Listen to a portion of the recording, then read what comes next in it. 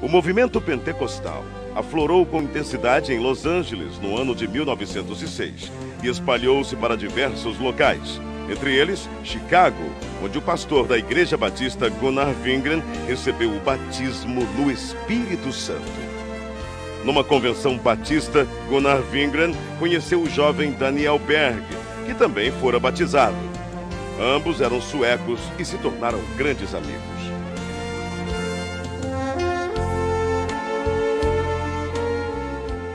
Mais tarde, em South Bend, durante uma reunião de oração, Gunnar Wingren relata aos presentes o que Deus lhes havia revelado. Brothers, the Lord has shown us that we must go to South America, to a place in Brazil called Pará. Neste porto, em 19 de novembro de 1910, o pastor Gunnar Wingren e o irmão Daniel Berg desembarcaram em terras brasileiras, como nos conta o presbítero Pedro Silva. Conforme a história dos antepassados, porque eu não assisti, que não era nascido nesta época. Mas meus pais foram os primeiros crentes da Assembleia de Deus no Brasil. E eles conversavam em casa, contavam tudo direitinho. O navio atracou na escadinha no cais do porto. E eles saíram do navio com as suas maletas na mão. E sem destino, porque não conhecia nada e tampouco não conhecia a língua. Saíram em direção da Avenida Presidente Vargas. Ao chegar na Praça da República, sentaram em uns bancos de mármore que tinha lá naquela época. E ali ficaram pensando e orando em espírito para Deus enviar o que eles poderiam fazer. Sem rumo, sem economias, numa terra de um povo completamente desconhecido. Esta era a situação de nossos missionários. O futuro era uma incógnita. A única coisa de que tinham certeza era que o Espírito Santo de Deus estava com eles.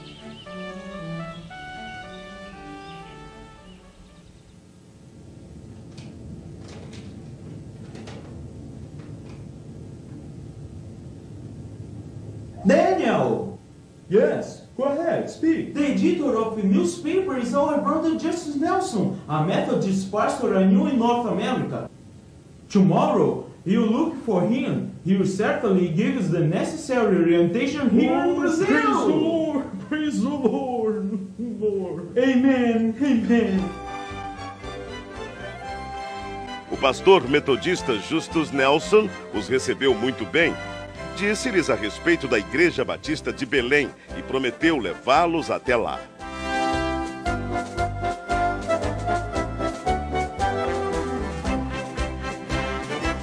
Na pequena Igreja Batista, os missionários conhecem o irmão Raimundo Nobre, líder do trabalho batista no Pará, que ofereceu-lhes abrigo nas dependências da igreja.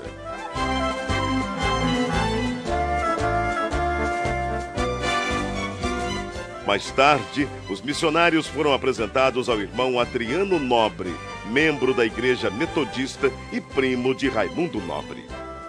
A convite do irmão Adriano Nobre, Berg e Wingren navegam pelo rio Tajaburu até chegarem ao local chamado Boca do Ipixuna, onde ficava a casa do irmão Adriano. Ali permaneceram por algum tempo, aprendendo a língua e os costumes do país em que passariam um bom tempo de suas vidas.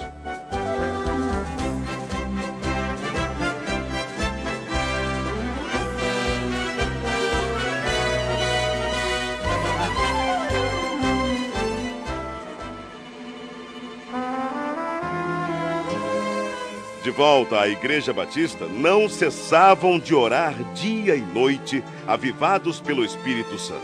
Isto causou inquietação em alguns membros, que os censuraram e os chamavam de fanáticos. Mesmo assim, os dois não se abalaram e continuaram orando e testificando sobre o batismo no Espírito Santo.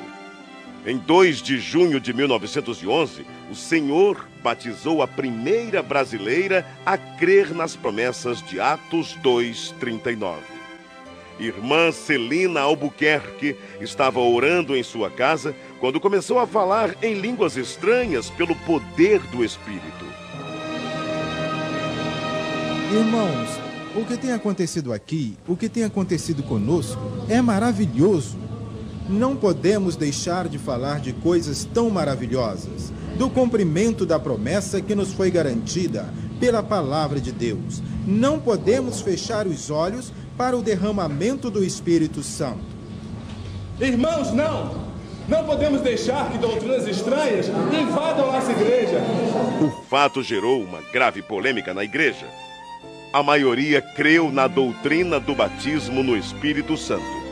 Entretanto, outros membros, liderados pelo irmão Raimundo Nobre, rechaçaram completamente a ideia e votaram a favor da exclusão dos simpatizantes ao movimento pentecostal. As 17 pessoas que saíram da Igreja Batista se reuniram na casa da irmã Celina e ali, juntamente com os missionários Daniel Berg e Gunnar Wingren, abriram um novo trabalho. Enfim, em 18 de junho de 1911, na rua Siqueira Mendes, número 67, começava a se estabelecer a primeira Assembleia de Deus no Brasil. Enquanto o pastor Gunnar Wingren pastoreava a igreja em Belém, Daniel Berg saía como colportor, vendendo Bíblias e pregando o Evangelho em diversas cidades. Eram tempos difíceis, de longas jornadas, mas Deus jamais desamparou aqueles que lutam por sua palavra.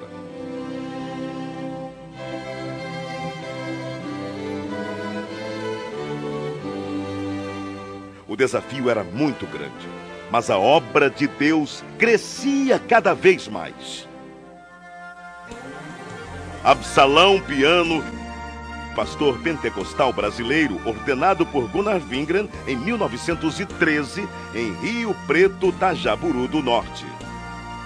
Depois dele vieram Crispiano de Melo e Adriano Nobre. Neste mesmo ano, o pastor Gunnar Wingren deu início ao trabalho missionário brasileiro, enviando para Portugal o irmão José Plácido da Costa e família. Em maio de 1913, o trabalho foi estabelecido e os portugueses passaram a conhecer a mensagem pentecostal. Mais tarde, o irmão José Matos se juntou ao trabalho.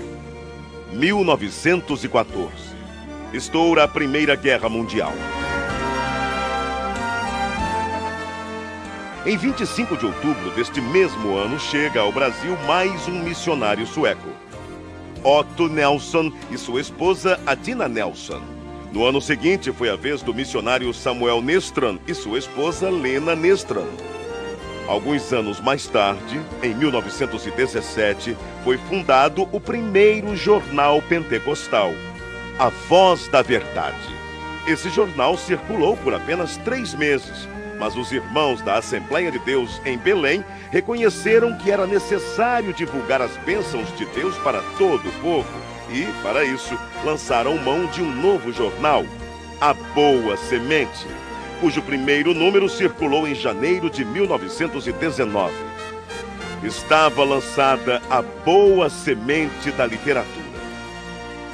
Em 1921, chega ao Brasil Niels Nelson, um jovem de apenas 26 anos. Impulsionado por Deus, veio somar esforços à evangelização. Nessa época surge o primeiro inário da Assembleia de Deus, o Cantor Pentecostal, com 44 hinos e 10 corinhos. No ano seguinte, foi criada em Recife a Harpa Cristã. A igreja crescia e já se espalhava por vários pontos do país com o apoio de homens de Deus como Eurico Bergsten, Bruno Skolimowski, Gustavo Nordlund, Joel Carlson, José Menezes, Niels Karstberg, Cícero Canuto de Lima, Paulo Leivas Macalão e Francisco Gonzaga, que, inspirados pelo Espírito Santo, dedicaram suas vidas desbravando os caminhos da fé, abrindo pontos de pregações em diversas regiões do país e contribuindo para que a Igreja de Deus crescesse cada vez mais. Para recordação e agradecimento a Deus pelo que Deus tem feito através de homens que em si nada eram, mas que eram cheios do fogo do Espírito Santo e que trouxeram uma mensagem poderosa. E as portas do inferno não têm podido prevalecer até o dia de hoje. Mas, graças a Deus, esta obra permanecerá maravilhosamente até o dia da vinda do Senhor. Era preciso ampliar o trabalho de evangelização por meio da palavra impressa. Para isso, em 1923, o irmão Samuel Nistran se empenhou em adquirir máquinas para a impressão do jornal Boa Semente, folhetos e livros. Reconhecendo o valor da literatura cristã, o pastor Gunnar Wingren e seus auxiliares resolveram fundar um jornal evangélico na capital federal, o qual denominaram Som Alegre. Em 1930 foi realizado em Natal, Rio Grande do Norte, a primeira Convenção Geral das Assembleias de Deus.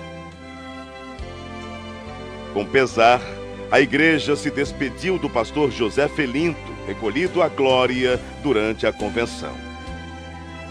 Na mesma assembleia foi decidido que os trabalhos do Brasil passariam a ser dirigidos pelos obreiros nacionais, com apoio dos missionários.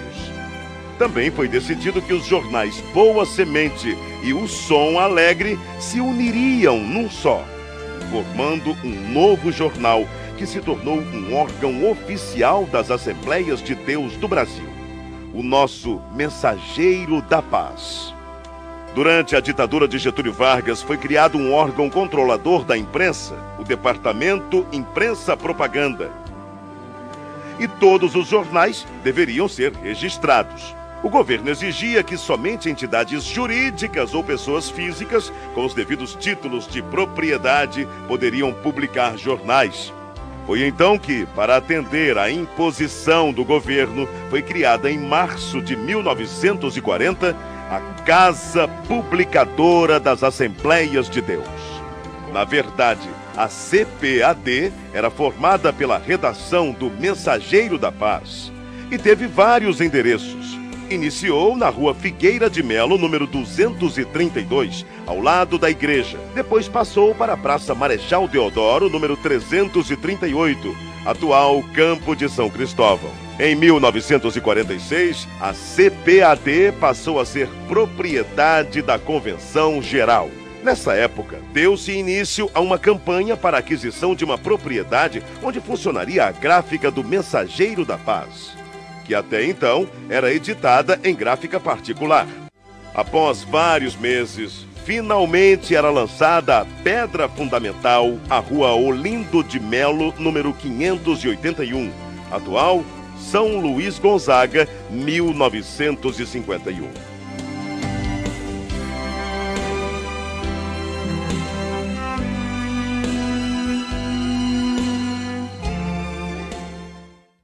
Ide e pregai. É preciso ultrapassar fronteiras e chegar até os confins da terra, anunciando que Jesus Cristo é o Senhor.